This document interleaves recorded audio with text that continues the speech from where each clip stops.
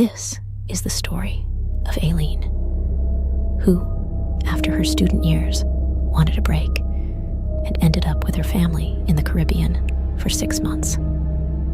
Aileen couldn't have known that this family struggled with demons from the deepest caves of hell.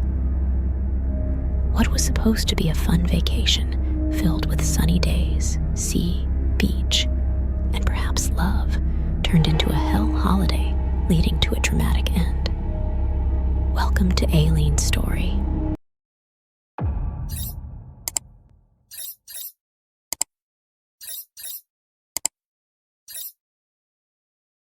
Have you ever experienced that feeling?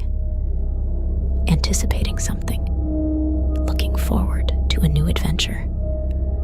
That was exactly the adrenaline rushing through my body as I was about to spend 6 months living with my family in the Caribbean.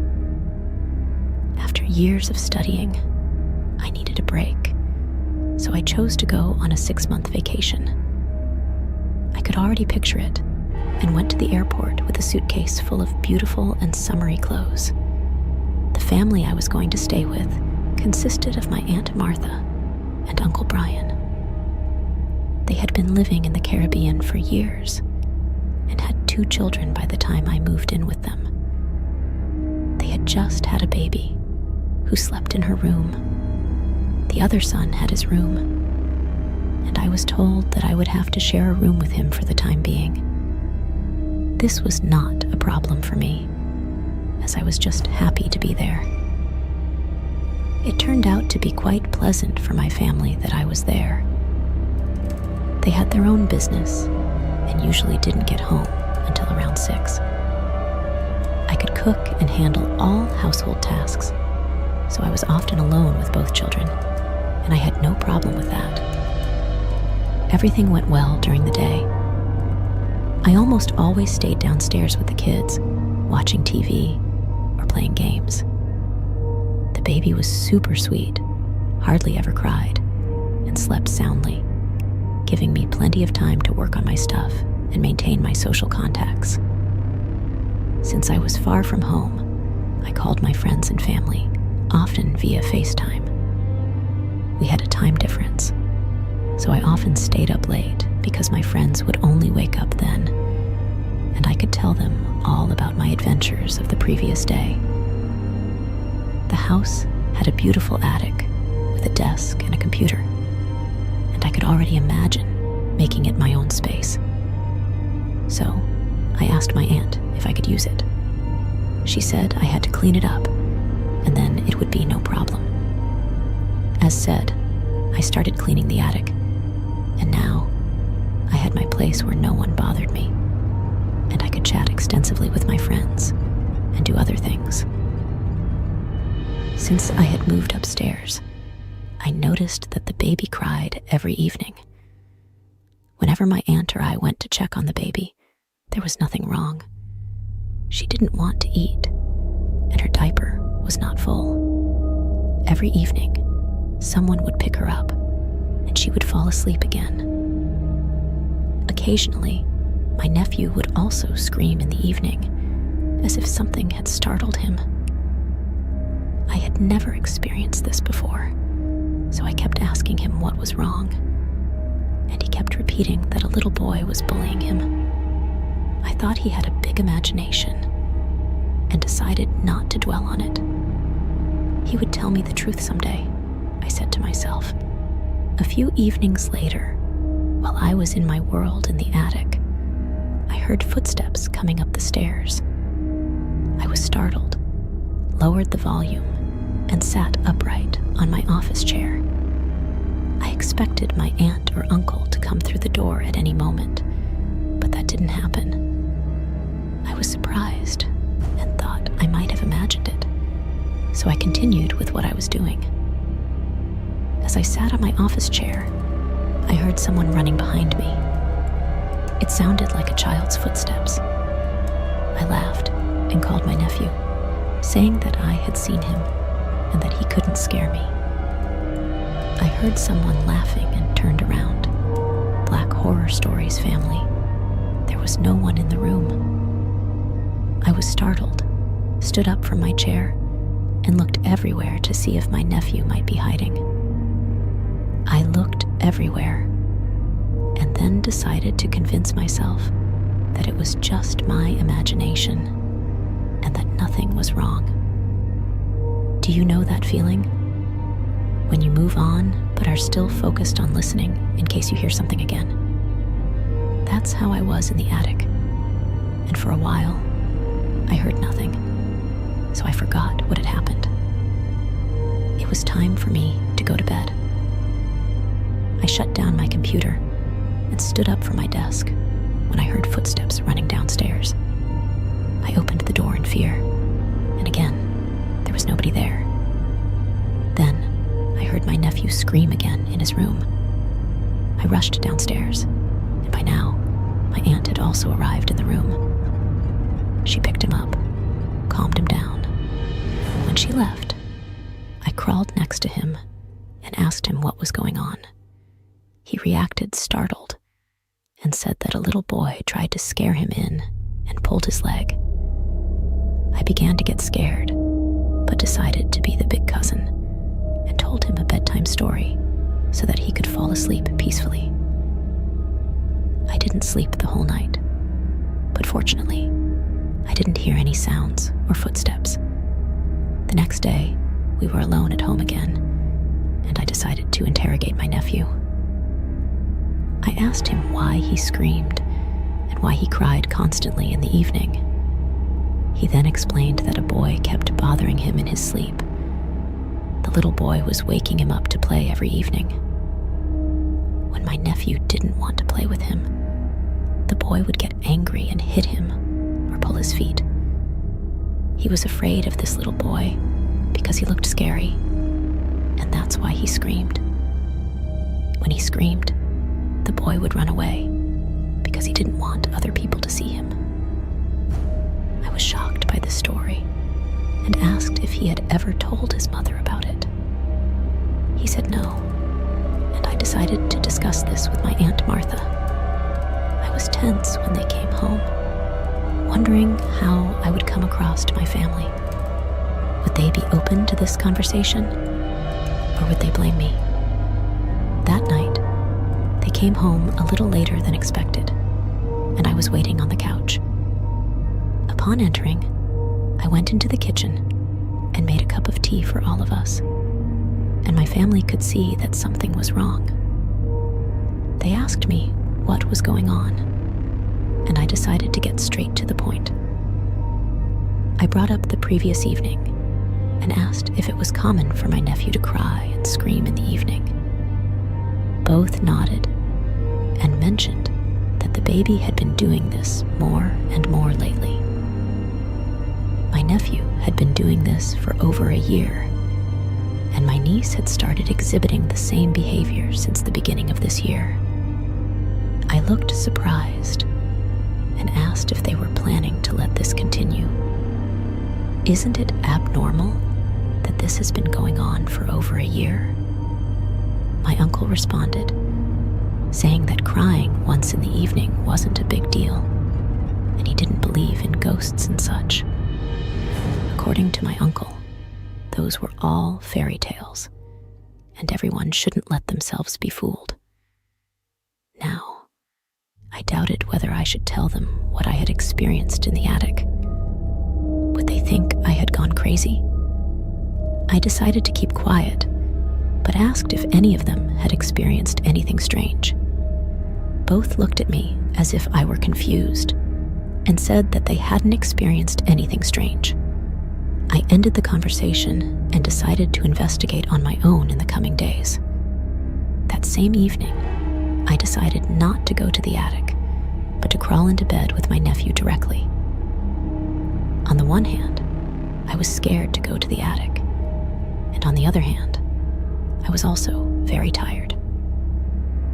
After putting my head on the pillow, I fell asleep immediately. I don't know how long I slept, but I woke up to Daryl's crying next to me. I heard the crying in the distance at first, making me wonder if it was a dream.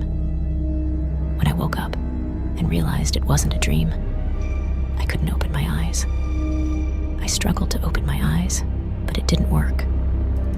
Daryl's crying became louder and more anxious. I started praying for protection, and I kept praying until my eyes suddenly opened. I immediately looked next to me in bed, but strangely, Daryl wasn't there anymore. I jumped out of bed and ran out of the room. Daryl wasn't in the hallway, and at that moment, I heard his crying coming from downstairs. I then looked at my uncle and aunt's bedroom, and the door was still closed. Quite irritated, I thought to myself, how can you sleep so deeply and not hear anything while your son is crying so hard? I quickly ran down the stairs, where I almost fell when I stumbled over something. Because it was dark, I couldn't see clearly what was on the stairs. It looked like a pile of clothes, but it felt hard when my feet touched it.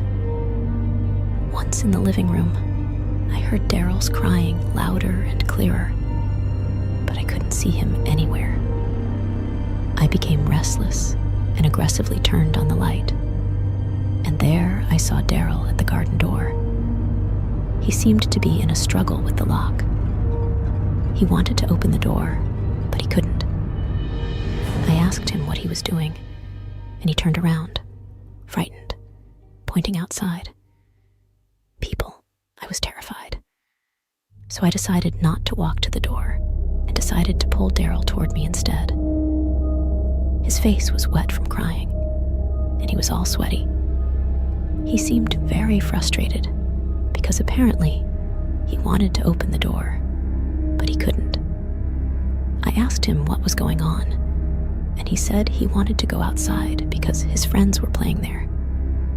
I told him friends couldn't be outside in the middle of the night, and he pointed to the door, saying that I could go check. They were there, according to Daryl. I laughed it off and said we would go back to bed, and Daryl panicked again.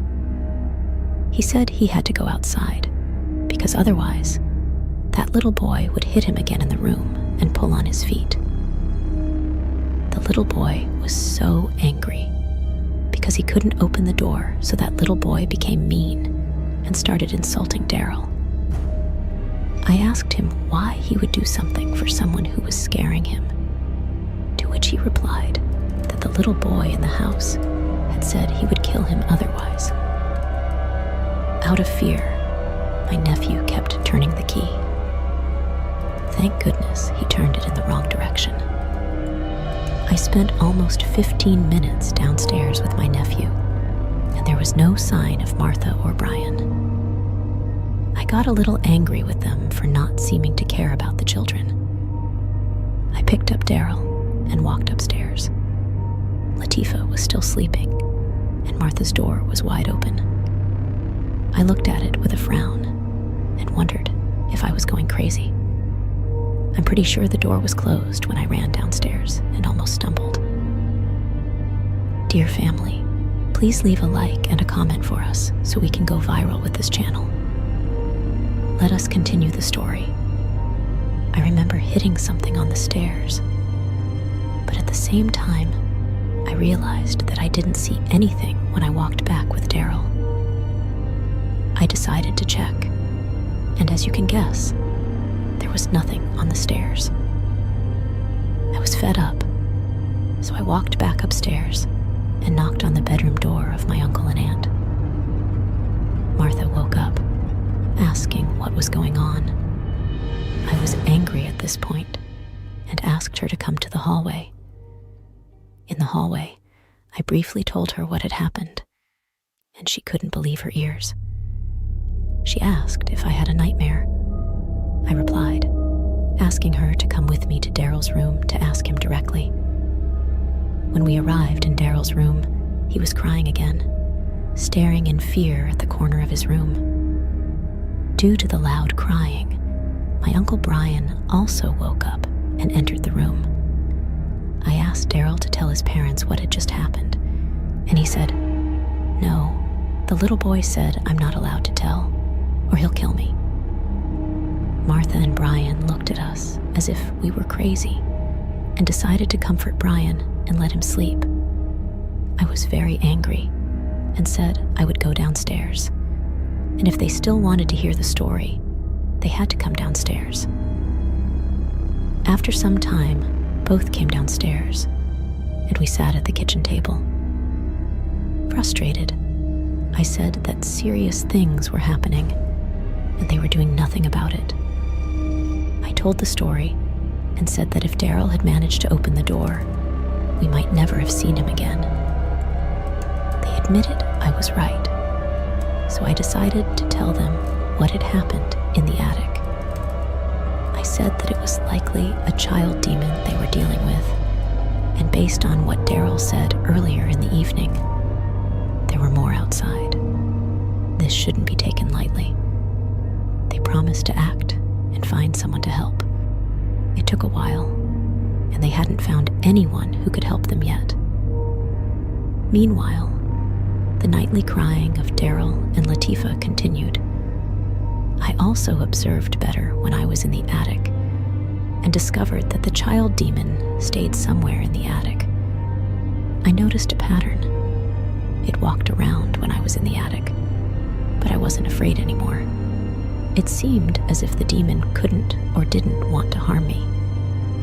However, as soon as I heard footsteps on the stairs, Daryl would start crying again. So, I concluded that the demon had targeted Daryl, but I couldn't figure out why. Was it because Daryl was still young, but old enough to play together?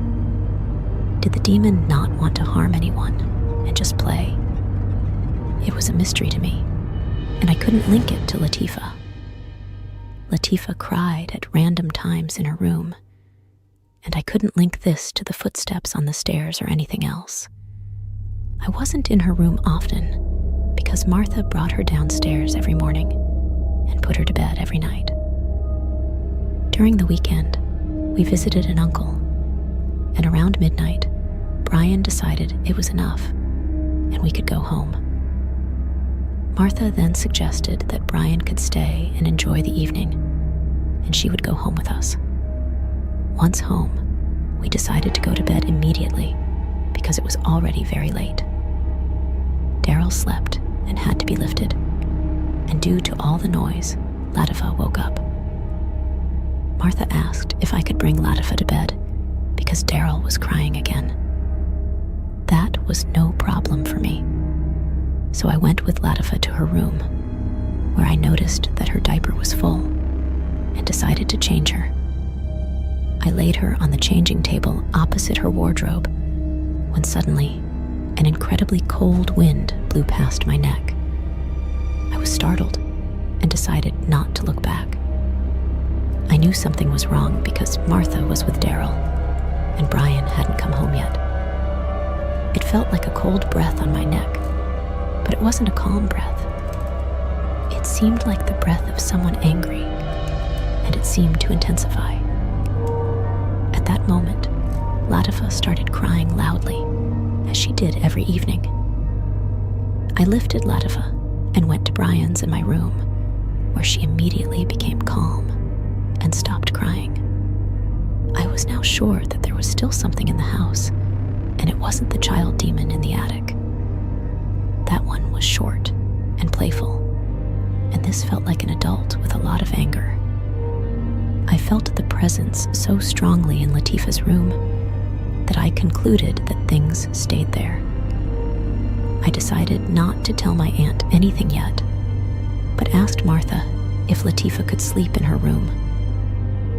We didn't know when Brian would come home, and with all the darkness in the house, we better be cautious. That night, I dreamed that I was visiting an old man who happily showed me photos from his past and told me that he had a good job. There was a lot of art in the house, so I asked if he was a collector. He said he wasn't a collector, but that he had been all over the world and had brought back many things. The atmosphere in the house changed, and everything around us became dark. The man said that, unfortunately, he didn't have a good ending after such a beautiful life, and I saw that he was poisoned by a good friend who then buried him in the garden. His body was never found, so he never found peace. Meanwhile, his sorrow had turned into anger that had worsened over the years. He said that my uncle and aunt now live where he is buried, and Latifah's room is right above his unwanted grave. He had no problem with Latifah because it was quiet during the day, and in the evening he could do as he pleased. It was quiet during the day and in the evening as well. If an adult were to decide to sleep in the room, he would not accept it. Latifah could see him, and he showed me what he looked like now. It was terrifying, and I understood why Latifah cried so much because of him. His position was right in front of Latifah's bed, so that was the first thing she saw when she woke up. Once awake, everything was clear to me. The man's body had to be found, and the child demon had to be removed from the house for my uncle and aunt to be able to live peacefully. I decided to contact family members and seek help for my family. It took a while, but eventually I found a voodoo priest who had helped several family members. He came with 2 assistants to visit my uncle and aunt and sat in the living room. I asked if I could tell the whole story, but he immediately said I should shut up. He didn't want to hear anything because he wanted to sense and receive everything himself. This approach gave me a lot of confidence. The voodoo priest lit his cigar and closed his eyes. He began to pray, and after some time, opened his eyes. There are 2 spirits here in the house, and both don't belong here, he said. I felt happy inside because I thought we had found the right person. There's a child demon in the house who accidentally ended up here. He can't go outside anymore, but his friends are still waiting for him at the door. In addition, there is a very old spirit in the house who wants to leave, but can't. He is angry, and if he stays longer, it will have serious consequences for the residents. I was shocked because this is exactly what I had dreamed. How could this man know all this? Then it became silent. We looked at each other, and the voodoo priest's assistant ran upstairs and went straight to the attic. He shouted that whoever was hiding here should come out now, and sprinkled a liquid substance in the attic. It looked like there was a war going on in the attic. Everything started shaking, and various pieces of furniture fell over. The priest shouted that the demon would not defeat him, and had to show himself when the assistant suddenly fell backward to the ground and sat up with a smile. The assistant smiled like a child and said, "You were looking for me. Here I am. Do you have candy or cigarettes for me? I would love one." People. I was terrified. It looked like a movie.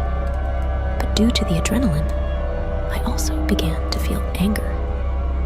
It felt like something wanted to take over my body, but it felt very familiar. I walked up to the assistant and held him tightly. The priest asked for his name and who had put him there. I have no name, and I was not placed here. That naughty man there lured me here when he came to work with his son, he said.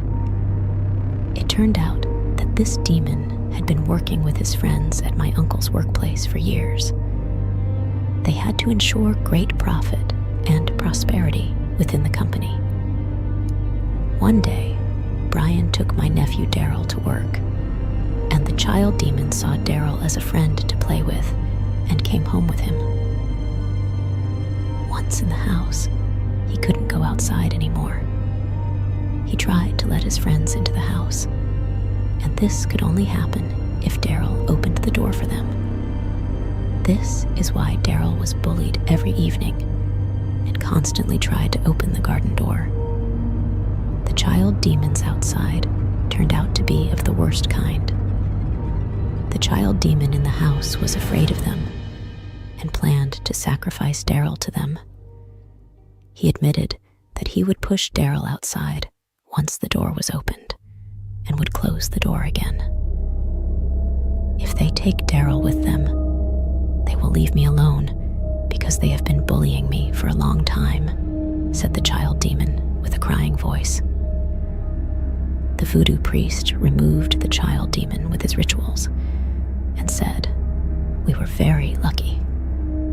If Daryl had managed to open the door, we would probably have been too late." The voodoo priest stood up and said it was time to confront the old spirit.